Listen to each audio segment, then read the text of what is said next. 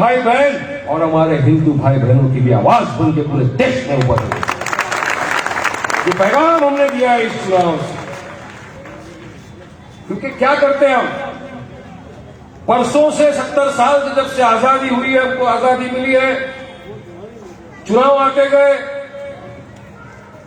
हम वोट डालते गए, दो ही पार्टी, एक तरफ बीजेपी थी तो दूसरी तरफ कांग्रेस।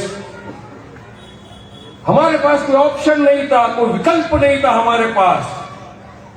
वोट डालते गए हम कांग्रेसियों को, क्योंकि वो आए हमारे पास सेक्युलरिज्म की दुआएं देने लगे, हमको डराया, हमको धमकाया, अगर हमको आपने वोट नहीं दिया तो भाजपा जीत जाएगी, भाजपा जीत जाएगी तो ये प्रॉब्लम हो जाएगा, फला हो जाएगा, डरा डरा के। हमारे पास कोई विकल्प नहीं, क्या करे। पोलिंग स्टेशन पे जाते थे, एक ही बटन दिखता था पंजे का, हमने उसको बटन पे वोट लगा दी। मगर अफसोस हमको हमेशा ये रहा कि जीतने के बाद इक्तदार की कुर्सी पे तो ये लोग बैठ गए, मगर काम कुछ नहीं हुआ। मैं अपनी जुबान से नहीं बोलता, मेरे पास इंपेरिकल डेटा है, आप सब चेक कर सकते हो, सब माहिर हो, गूगल पे हो, सबको आता है मोबाइल चेक करना, सब इंटरनेट एक्सपर्ट है। देख लो, आज भी गुजरात में अगर कोई पिछड़ा हुआ वर्ग है तो वो मुसलमान और हमारे दलित भाई बहन। क्यों? हमने तो वोट दिया ही। क्यों आज हम पिछड़े हुए? क्यों आज हम सोशली बैकवर्ड है? क्यों इकोनॉमिकली बैकवर्ड है? क्यों एजुकेशन में हम पीछे हैं? क्या है हमारा पॉलिटिकल एम्पावरमेंट? कुछ नहीं, क्योंकि ये लोगों ने कभी भी हमको आगे बढ़ने नहीं दिया। इनका एक ही नारा था, वोट तुम्हारा हमारे बाप की जागीर है। यह था उनका नारा कि हमारा वोट कहीं नहीं जाने वाला, हमको कांग्रेस को मिलने वाला है, भले हम काम करें कि नहीं करें। मगर अब क्या होगा, पूरा टाइट फिश पूरा गुजरात के अंदर हो गया। ये लोग जब से हमारे पार्टी के सदर ने अनाउंस किया है कि मजलिस गुजरात में चुनाव लड़ेगी, तभी से ये नाम निहाल सेक्युलर पार्टियों के पेट में आग, घबराहट बखलाहट का माहौल हो गया। सब आने लग गए सोशल मीडिया पे, यहां वहां, बी टीम आ गई, सी टीम आ गई, वोट काटेगा, ये करेगा। तो एक चीज सुन लो कांग्रेसी, तुम हमको ए से लेके जेड टीम बना दो, कोई फर्क नहीं पड़ने वाला। हम चुनाव गुजरात में लड़ेंगे, जीते और इंशाअल्लाह जीतेंगे। जब चुनाव हम लड़ते हैं तो ये सोच के नहीं आते कि इसका काटेंगे उसको डालेंगे, नहीं, हम इस तरह से आते हैं कि हमारे ये जो कैंडिडेट है ये जीत कर जाए, बलद यादव और आपकी आवाज बने वहां पर। ये रहता है दिल में तमन्ना, ये रहता है दिल में अरमान, ये है मकसद। मगर नहीं, क्योंकि कुछ इनके पास है ही नहीं बोलने को। अब गुजरात में चुनाव आया, हाल ही की बात मैं बता रहा हूं आपको, सूरत में मजलिस इत्तेहादुल मुस्लिमीन ने, हमने एक भी हमारा उम्मीदवार को टिकट नहीं दिया, एक भी नहीं। पूरा के पूरा कांग्रेस सपा चट हो गया, वो आम आदमी पार्टी जीत गई। तो क्या अब हम बीटी में है? सूरत का एग्जाम्पल है ना आपके सामने। अब क्या बोलेंगे, आगे बोलेंगे बी टीम सी टीम डी टीम। अरे सूरत में तो हम नहीं लड़े, अरे हम हिंदुस्तान की कितनी जगहों पे नहीं लड़े जहां पे कांग्रेस का सुपड़ा साफ हो गया, पप्पू स्कूल की बैग लेके घर चला गया, मगर अरे हम क्या करें? तुम्हारे में लीडरशिप नहीं है, तुम्हारे में जिगरा नहीं है, तुम्हारे में हिम्मत नहीं है बीजेपी को हराने की, तो उसका भी ढेकड़ा हमारे सर पे डालोगे क्या? अरे मैं तो कांग्रेसियों को यहां से बोलना चाहता हूं, हर बार बोलता हूं, तुम्हारी नपुंसकता की वजह से आज ये भाजपा सत्ता में बैठी है। तुम्हें ताकत नहीं इनको हराने की। 30 साल से गुजरात में राज कर रहा है भाजपा, मजलिस इत्तेहादुल मुस्लिमीन तो नहीं लड़ी। फिर क्यों वो सत्ता में है? क्यों कॉर्पोरेशन में भाजपा सत्ता में है? अरे क्योंकि तुम्हें और तुम्हारे कैंडिडेटों में ताकत नहीं है आंख में आंख डाल के बात करने की, जिगरा नहीं है। हम में जिगर है, हम में हिम्मत है, इनकी आंखों में आग डाल के बात करते और जो काम नहीं होता उसको छीन के लेने में विश्वास है। ताकत है ना, आज यही ताकत गुजरात में दुगनी हो गई जब गुजरात में छोटू भाई वसावा जैसा एक दिग्गज नेता हमारे साथ जुड़ा। आज पूरा गुजरात का दलित भाई बहन, आदिवासी, ट्राइबल, पूरा वंचित समाज एक होकर आया और बोला असद साहब आप आगे बढ़ो, हम आपके साथ कांधे से कांधा मिलाकर गुजरात को नया रंग देंगे।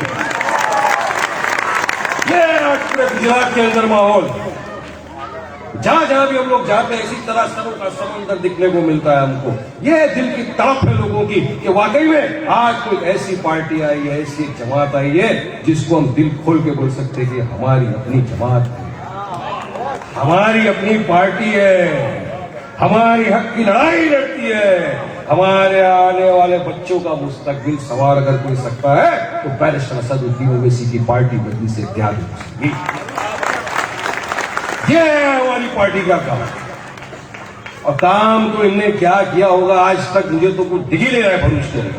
मैं तो इनको बोलना चाहता हूं कि आइए मैं आपकी टिकट का पैसा देता हूं, फ्लाइट में नहीं ट्रेन में लेके जाऊंगा, मेरे साथ चलो हैदराबाद, देखो वहां पर आके कि मजलिस ने क्या काम किया।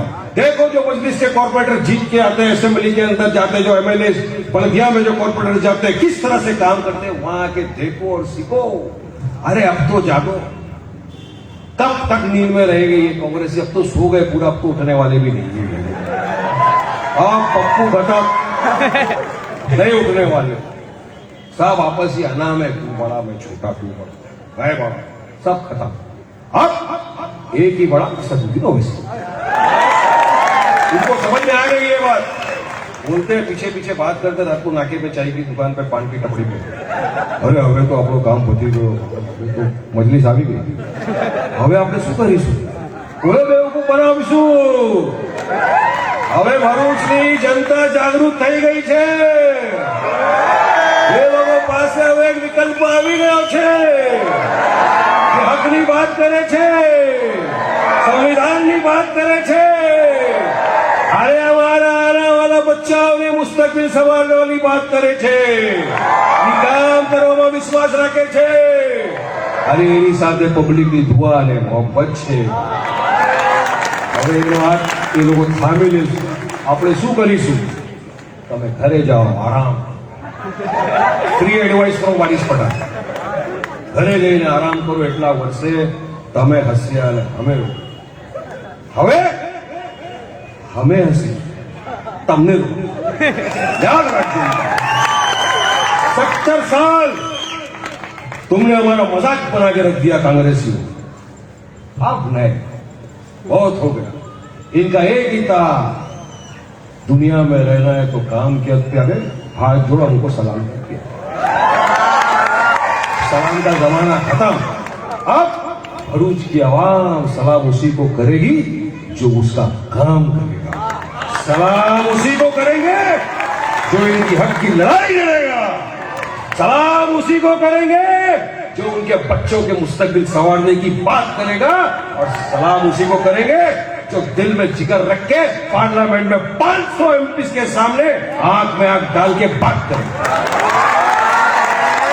अब बात हिस्सा बराबरी का, ये भाजपा भी कम नहीं है। मैं तो हमेशा ही कांग्रेस और भाजपा को दोनों एक ही सिक्के के दो पहलू बोलता हूं, एक ही सिक्के के दोनों पहलू, एक पीछे से वार करना एकादश, और एक सामने दुश्मन है, वो तो हमको मालूम। अब मोदी जी ने क्या कर दिया, देश की हालत आपको सब देख रहे। अब मैं तो ये पूछ रहा हूं, मोदी जी पहले पीटी थाली, और आज आपने गैस का भाव, डीजल का भाव, पेट्रोल का भाव इतना बढ़ा दिया, इतना बढ़ा दिया पूरे देश में, तो अब बताओ कब पीटेंगे हमारी छाती? पहले पीटी थाली, अब पीट रहे मेरी माँ बहन अपनी छाती। ये ला के रख दिया इसमें हमारे। आज गैस का बांटा मालूम है मेरी बहन को कितना है, कितना खर्चा है? खर्चा तो अपने जेब से जाता है ना भाई, सारा कसूर मोदी का याद रहे। अपने हस्बैंड पे, अपने बाप पे, अपने भाई पे, बेटे पे इल्जाम मत लगाना, इल्जाम देना मोदी को देना। उसने भाव बढ़ा दिया, 100 रुपए पेट्रोल का कर दिया, क्या करेंगे, लोग साइकिल पे घूमने लग जाएंगे थोड़े दिन में, वही नौबत आ जाएगी हमारे पास। आज 28 फरवरी को भरूच में चुनाव, ये चुनाव बहुत ही जरूरी चुनाव है आप लोगों के लिए, याद रखना मेरे बुजुर्गों, दोस्तों और मेरी मां बहनों, क्योंकि इतने वर्षों में हमको एक विकल्प नहीं मिला था, आज अपने पास विकल्प है। अगर आज हमने खो दिया ये वक्त तो आने वाली जिंदगी पर पछताना पड़ेगा। वो नौबत मत आने देना कि बच्चा आपको सवाल करे कि अब्बू, एक दीवाना आया था भरूच में, बात कर रहा था कि हमारा साथ दो, हम आपका साथ देंगे, तरक्की करेंगे भरूच की, आपके बच्चों के लिए अच्छी स्कूलें बनाएंगे, अच्छा हॉस्पिटल बनाएंगे, तो आपको आप उस दीवाने के साथ क्यों नहीं गए? आज चले जाते तो हमारे पास भी अच्छा एजुकेशन होता, हमारे पास भी अच्छे अस्पताल होते, हमारे में भी डॉक्टर, लॉयर, इंजीनियर बन के खड़े होते, हमारे भी घर से पॉलिटिशियंस, लीडर, मंत्री बनते। आपने क्यों साथ नहीं दिया? उस वक्त शर्म से आंख नीचे करना पड़ेगा। अगर वो नौबत नहीं लाना चाहते हो, वो वक्त नहीं लाना चाहते हो, तो मेरे दोस्तों, बुजुर्गों, अजीज साथियों, जाग जाओ। आज अल्लाह सुब्हानहू व तआला ने आपको एक मौका दिया है कि आज आपके पास आपकी पार्टी, और इंशाअल्लाह हमको यकीन है कि अगर हम जीत कर आए, इख्तियार में बैठे, तो जो बात आज वारिस पठानिया बोल रहा है, इंशाअल्लाह सारी बात आपको हम करके दिखाएंगे। स्कूलें भी बनाएंगे जो हैदराबाद में है, मैं बोलना भूल गया, मैं उनको ट्रेन में ले जाऊंगा, हैदराबाद दिखाऊंगा, देखो इस तरह की स्कूल है तुम्हारे यहाँ। कहीं इतने सारे लीडर है पूरे देश में ना, बड़े बड़े तो चोरी कर करके खाए, पैसा जेब में दबा दो, बड़े बड़े नेता है। किसी ने 14 स्कूलें बनाई है क्या आपकी भरूच में? 14 छोड़ो, 10 बनाई है क्या? अकबर ओवैसी, असद ओवैसी ने हैदराबाद में 14 स्कूलें बनाई, जिसमें बच्चे पढ़ते हैं, स्कूल की बैग, यूनिफॉर्म, तालीम एकदम नॉमिनल फ्री के बाद। और सिर्फ मुसलमान के बच्चे, हमारे दलित भाई बहन, हमारे हिंदू भाई बहन, तमाम जातियों के बच्चे वहां पे तालीम लेते हैं, और टॉप क्लास एजुकेशन जो बड़ी बड़ी है कि स्कूलों में मैंने देखा नहीं है, वो वहां पे एजुकेशन। 4 ओवैसी हॉस्पिटल्स है, मेडिकल कॉलेज है। ओवैसी हॉस्पिटल का कानून ये है कि आप एक कार्ड बना लो, 30 रुपये, 30 रुपीज, 3 महीना कोई भी डिपार्टमेंट में जाइए, आपका इलाज बिल्कुल मुफ्त। क्या मैं मेरे भाई बहनों से पूछना चाहता हूं, क्या कोई ऐसा अस्पताल आपके पास है भरूच में? नहीं है ना, इनके राज में आने वाला नहीं। मगर वाकई में यही अरमान, यही तमन्ना लेकर बैरिस्टर असदुद्दीन ओवैसी साहब पूरे देश में निकले कि जिस तरह से मैंने तेलंगाना में मेरी आवाम को ये सब कुछ दिया है, मैं चाहता हूं कि ये फैसिलिटी हिंदुस्तान के हर कोचे कोचे में पहुंचाऊं। बिहार में दूं, यूपी में दूं, महाराष्ट्र में दूं, भरूच में दूं, गुजरात में हर जगह दूं, ये अरमान वो लेके आए। मगर आदमी अगर हमारी तरफ आ रहा है, अपना हाथ बढ़ा रहा है, तो हमारा भी तो फराइज बनता है कि हम उसके साथ जाएं। कोई अपनी तरफ आ रहा है, आज मेरी बात कान खोल के सुनो मेरे दोस्तों, बुजुर्गों, भाइयों, आपने इतने बरसों से सबको देख लिया है पार्लियामेंट के अंदर भी, सारे मंत्री मिनिस्टर को आपने देख लिया। बताओ मुझे एक बात, हर मौके पर अगर वाहिद आवाज को आपकी मेरी तरफ से गूंजी तो असद ओवैसी, चाहे दादरी हो, चाहे बाबरी मस्जिद हो, चाहे CAA-NRC हो, चाहे ट्रिपल तलाक हो, शरीयत का मामला हो, मॉब लिंचिंग का मामला हो, सब पे अगर कोई आवाज लड़ी है हमारी तरफ से, तो आवाज बैरिस्टर असदुद्दीन ओवैसी से। तो मैं सवाल करता हूं आप लोगों से कि बाबरी पे बोले ओवैसी, दादरी पे बोले ओवैसी, इखलाक पे बोले ओवैसी, पहलू खान पे बोले ओवैसी, ट्रिपल तलाक पे बोले ओवैसी, CAA-NRC के कानून के खिलाफ बोले ओवैसी, तो फिर आपके असली वोटों का हकदार भी तो ओवैसी हुआ ना, हुआ कि नहीं? सब लड़ाई लड़े हमारी तरफ से ओवैसी, और हलवा पराठा खाने आ जाए कांग्रेस। हलवे की दुकान है, शादी है बाराती के वहां पे खाने नहीं ना। तो जो हमारे हक की लड़ाई लड़ेगा, जो हमारे लिए इंसाफ की बात करेगा, जो संविधान के दायरे में रहकर हमको इंसाफ दिलाएगा, हम उसी के साथ जाएंगे। यही इंसानियत का तकाजा है और यही अपना जिगर भी बोलता है। याद रखो, तो जिगर वाले लोग हैं ना। गुजरात की हवा में बनिएगा दिमाग और मियां भाई का है ना, डेयरिंग है ना, बिंदास डेयरिंग से आगे बढ़ो। बहुत से लोग आ रहे हैं कैंडिडेटों को डराने का, धमकाने का। डरने और घबराने का नाम मजलिस इत्तेहादुल मुस्लिमीन नहीं, याद रखना। शेरों की जमात है, बोल दिया बिंदास।